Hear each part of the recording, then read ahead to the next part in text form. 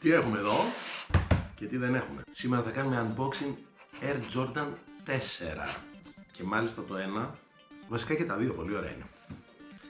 Πάμε να ξεκινήσουμε και βλέπουμε. Θα ξεκινήσουμε από αυτό που μας ήρθε από την Nike. Τι έχει εδώ μέσα.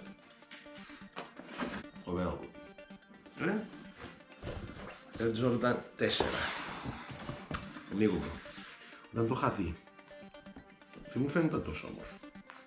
Τώρα, οι λεπτομέρειες φαίνονται εδώ, έτσι. Air Jordan 4 Craft Olive. Δυνατό κομμάτι.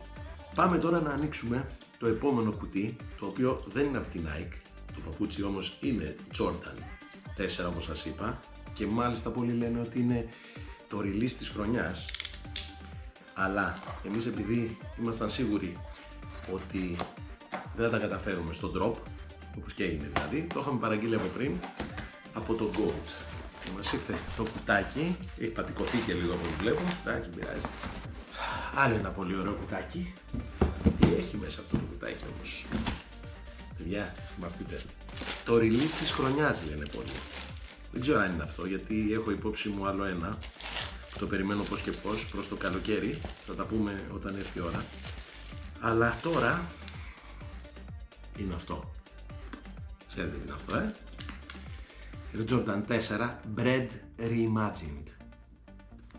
Κοιτάξτε τη λεπτομέρεια. Εντάξει, τώρα τι να λέμε, παιδιά, εντάξει. Είναι παπούτσι και για τους sneakerheads ξέρετε τι σημαίνουν όλα αυτά.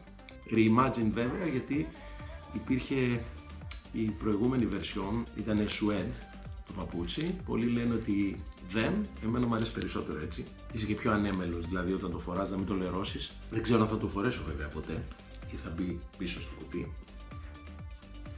Είναι ομορφιά, είναι φοβερό. Καλά τα πήγαμε για σήμερα νομίζω. Πάμε για τα επόμενα τώρα.